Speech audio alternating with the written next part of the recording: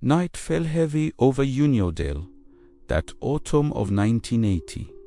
Dry leaves danced along Front Street while the cold October wind whistled through the bare trees. Michael Harrison drove his red Ford pickup down the lonely road, returning from the night shift at the auto parts factory. It was almost 2 in the morning and fog was beginning to form, dense and ghostly, over the fields that bordered the road. He turned on the radio, but could only pick up static.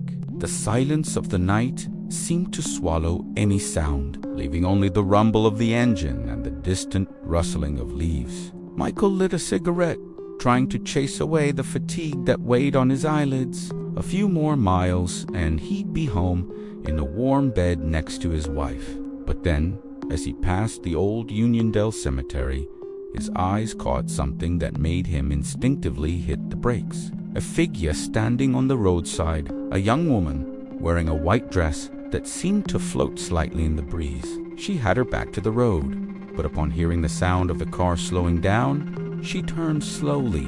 Michael felt a chill run down his spine. There was something strange about that scene, something that his instincts screamed at him to simply accelerate and leave. But his country upbringing, that ingrained kindness of never leaving someone stranded on the road, spoke louder. He stopped the car completely, rolling down the passenger side window. The girl approached with slow steps, almost gliding over the asphalt. Michael could see her face better now, illuminated by the car's dim headlights. She was young, maybe 19 or 20 years old, with long brown hair falling over her shoulders. Her eyes were large and dark, but there was a disturbing depth to them, like bottomless wells. Her skin was extremely pale, almost translucent under the yellowish light.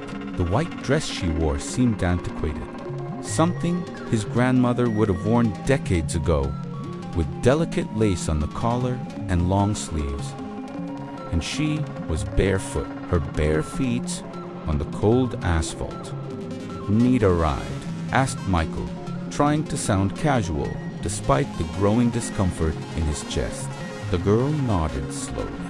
Without saying a word, she opened the door and got into the car with smooth, silent movements. The air inside the cab seemed to instantly cool, as if someone had opened a freezer. Michael felt the hairs on his arms stand up. "Where are you headed?" he asked, putting the car back in motion. The girl remained silent for a long moment, staring straight ahead through the fogged windshield. When she finally spoke, her voice was low, almost a whisper, but clear as crystal in the silence of the night. "Home," she said simply. "I just want to go home." Michael waited for more information, an address, a street name, anything, but she said nothing more. He glanced at her, noticing that her hands were crossed on her lap, motionless like a statue. She didn't blink, didn't move, just stared ahead with those huge, empty eyes. "Where is your home?" Michael insisted, trying to keep the conversation going. "I need to know where to take you." "Keep going," was all she answered. Michael felt a knot form in his stomach. There was something deeply wrong with this situation. Every fiber of his being screamed it, but he kept driving, accelerating a bit to get through this strange experience quickly. The fog was getting thicker by the second, enveloping the road in a white, impenetrable blanket. The headlights could barely cut through the darkness. The Uniondale cemetery appeared on the right, its rusty iron gates partially visible through the mist. Old crosses and headstones rose like silent sentinels among the twisted trees. Michael had always passed quickly by that place, even during the day. There were stories about the cemetery, urban legends that circulated through the town's bars. Tragic deaths, suicides, terrible accidents. People said it was a haunted place, that strange lights danced among the graves at night, that voices could be heard crying when no one was around. When the car passed exactly in front of the cemetery's main gates, Michael felt a wave of cold so intense that his teeth chattered. He instinctively looked at the passenger side. The seat was empty. Completely empty.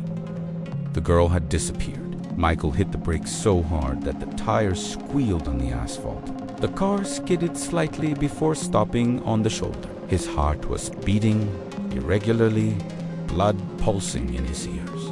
I looked back at the back seat, at the floor, checked the doors. All locked. Impossible that she had gotten out without him noticing.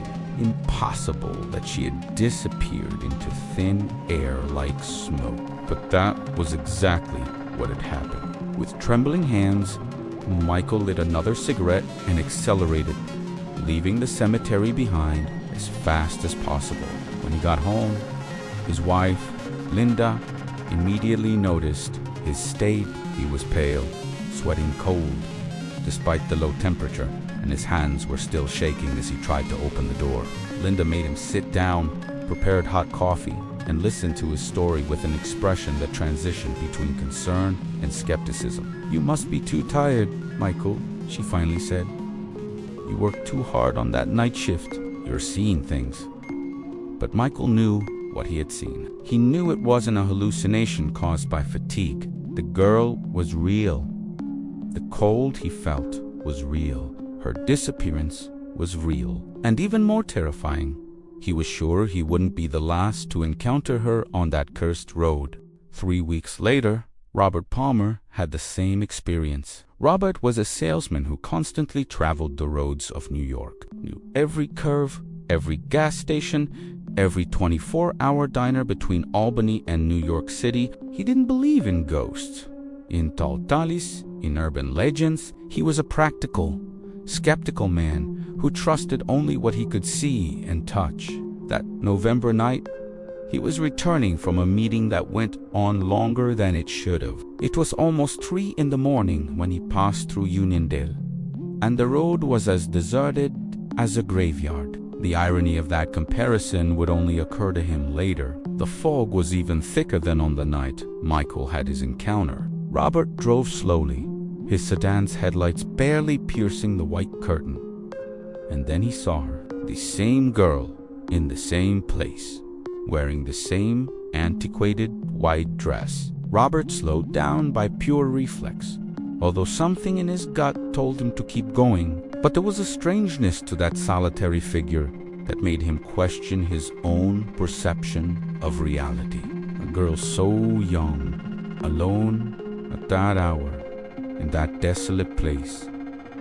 He stopped the car. She approached, got in without saying a word. The same cutting cold invaded the vehicle, the same heavy silence, the same disturbing presence. Robert tried to talk, ask questions, but received only monosyllabic answers or long silences.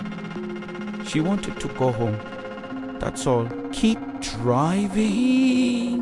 And when the car passed through the gates of Uniondale Cemetery, she disappeared exactly as she had appeared, without sound, without movement, simply ceasing to exist in that space. Robert couldn't sleep that night. He sat in the bed of his motel room with all the lights on, drinking cheap whiskey straight from the bottle. In the morning, he decided to do something he would normally never do. He went to the local Uniondale police station. The officer on duty, a middle-aged man named Tom Brennan, listened to his story with an expression Robert couldn't decipher. It wasn't surprise. It wasn't disbelief. It was something more like resignation. "You're not the first to report this," Tom finally said, leaning on the desk with a tired sigh. "And you probably won't be the last." Tom took Robert to a room in the back of the station where they kept old files in dusty boxers. He searched for a few minutes until he found what he was looking for, a folder yellowed by time, with newspaper clippings and police reports dated 1956. Her name was Maria Thornton. Tom began, placing the documents on the table. 19 years old, daughter of a middle-class family in town. Beautiful, popular, had just graduated from high school and was engaged to a boy from the neighboring town, James Whitmore. Robert picked up one of the newspaper clippings. The black and white photo showed a smiling young woman with long dark hair and bright eyes. It was her. There was no doubt it was the girl who got into his car that night. What happened to her? Robert asked, although part of him already knew he wouldn't want to hear the answer. Tom continued, his voice taking on the monotonous tone of someone who had told the same story many times. On the night of October 15th, 1956, Maria was coming back from an engagement party. James was supposed to pick her up, but his car broke down halfway. She decided to walk. Her house was less than 2 miles away. She knew the road well, but that night there was fog, a lot of fog. Robert felt a chill run down his spine. She was hit by a car. Tom nodded gravely. By a drunk driver who was speeding. He didn't even see when he hit her. Maria's body was found the next morning on the side of the road, right in front of the cemetery gates. She was wearing the white dress she had chosen for the engagement ceremony, barefoot, because her shoes flew off with the impact. The driver fled and was never found. Case closed. Justice never served. There was a heavy silence in the room now. Robert looked at the photo of young Maria, at that innocent smile frozen in time, and felt a deep sadness squeezed his chest. And she's been appearing since then, he asked. Since when exactly did the sightings start? Tom flipped through some reports. The first official report was in 1958, 2 years after her death. A local farmer swore that a young woman got into his truck, asked to go home, and disappeared in front of the cemetery. They thought he was drunk, but the reports continued, one every few months, sometimes years. Always the same story. A girl in a white dress, asking for a ride, disappearing at the cemetery gate. Robert ran his fingers over the yellowed photo. Why does she do this? What does she want? Tom shrugged, putting the documents back in the folder. Who knows what the dead want? Maybe she's still trying to get home that night. Maybe she's trapped in a loop, reliving her last moments eternally. Or maybe she's just looking for someone who will stop, someone who cares. Unlike the son of a bitch who hit her and ran. This is crazy, Robert murmured, but his voice lacked conviction. He knew what he had experienced. He knew it wasn't a hallucination or a trick of the tired mind. Crazy would be to ignore what you saw, Tom replied. Some of the men who encountered her became obsessed, returned to the road night after night, waiting to see her again. Others moved out of town, too traumatized to continue driving on that road. 1 or 2 ended up in psychiatric institutions, unable to cope with what they witnessed. Robert left the station with more questions than answers. In the following days, he researched more about Maria Thornton. He discovered that her fiancé, James Whitmore, never recovered from her death. He blamed himself for not having picked her up that night, for letting his car break down, for not insisting that she wait. James died in 1972 at 53 years old of cirrhosis of the liver. After years of devastating alcoholism, he was buried in the same cemetery as Maria, just a few yards away from her. Coincidence? Or finally, a reunion? The sightings continued through the decades. In the 1980s, with the story spreading, some skeptics tried to debunk the legend. Groups of paranormal investigators set up night vigils, equipped with cameras, recorders, and EMF detectors. Some captured strange anomalies, voices whispering in the wind, white figures in the corners of photographs. Others found nothing and declared it all an elaborate urban hoax. But drivers kept stopping for that girl in the white dress. Sarah Mitchell was one of the last people to report an encounter. In October 1998, exactly 42 years after Maria's death, Sarah was a nurse returning from a double shift at the hospital.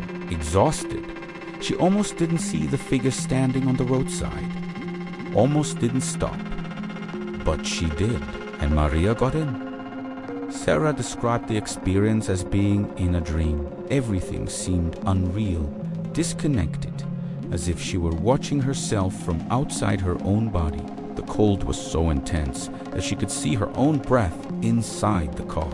Maria didn't speak much, just repeated the same words she had said for decades. "I want to go home, but this means something different happens." When the car approached the cemetery gates, Maria turned to Sarah and looked directly into her eyes. Sarah would later describe that look as the saddest thing she had ever seen. There was no anger, no revenge or malice, just infinite sadness, a desperate longing for something she could never have, for a life that was brutally taken from her, for a home she would never reach. "I just wanted to get home," Maria whispered, and for the first time her voice carried emotion. "I just wanted to see my mother again. Tell James the first loved him. Live the life I should have lived." And then she disappeared. Sarah stopped the car and cried. She cried for that lost girl, for that soul trapped between worlds, condemned to eternally repeat her last unfinished journey. She cried for the injustice of a stolen life, of destroyed dreams, of a future that would never exist. When she got home, Sarah did something no one had done before. She returned to the cemetery during the day, found Maria Thornton's grave, and left fresh flowers, white roses, Maria's favorites, according to the old obituaries. And next to the flowers, a simple note: "You made it home. Maria, you finally made it home." Maybe it was coincidence, maybe not. But sightings of the girl in the white dress decreased significantly after that day. They didn't stop completely. Some swear they've still seen her on nights of heavy fog, but something changed, as if that simple act of recognition, that validation of her suffering and her story, had brought some peace to the restless soul. Tom Brennan, the officer who kept the files on Maria, visited her grave a few weeks after Sarah's experience.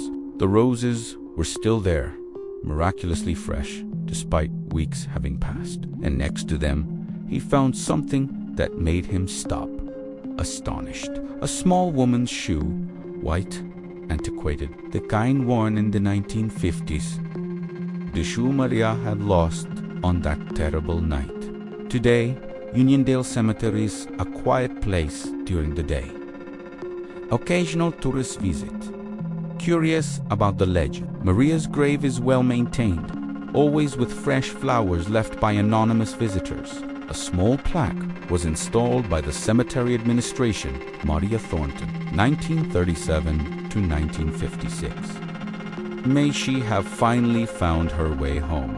But each night, when the fog descends over the fields and Front Street becomes deserted, some drivers still report strange encounters.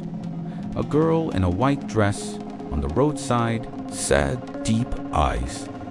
A soft voice asking only to go home. Most drivers pass right by now, warned by the legend about Somi. Some still offer a ride to that solitary figure, and when they do, they experience something that changes their lives forever. It's not fear, exactly. It's something deeper. It's the visceral understanding that death is not always a definitive end, that some stories remain unfinished, some destinations are not reached, some souls remain trapped in the final moments that defined their existences. The girl from Uniondale Cemetery doesn't haunt out of malice. She doesn't seek revenge or wish to cause fear. She simply wants what we all want at the end of a long day.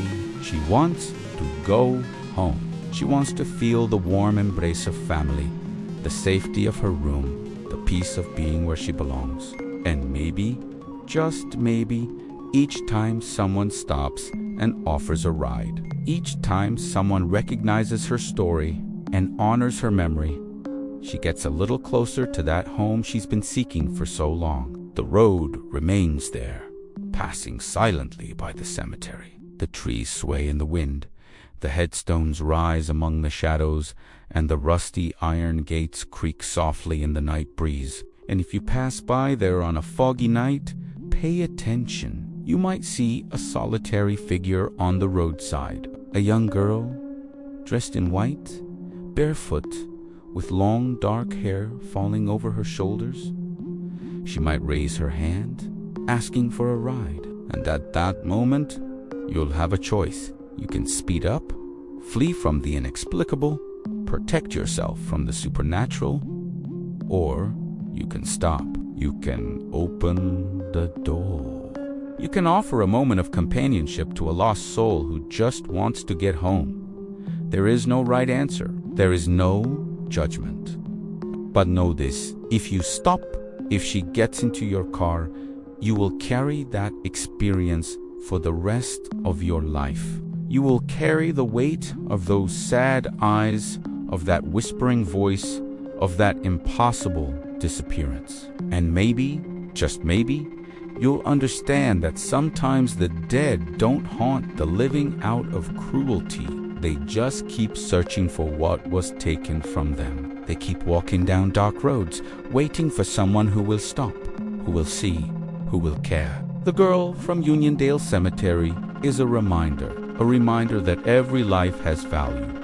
Every death leaves marks, and some stories echo through time long after they should have ended. She is a ghost, yes, but more than that, she is a memory of a young life lost too soon, of dreams never realized, of a love that remained incomplete. And as long as people remember, as long as her story is told, as long as drivers stop on that foggy road, Maria Thornton will never be truly alone on her eternal journey home.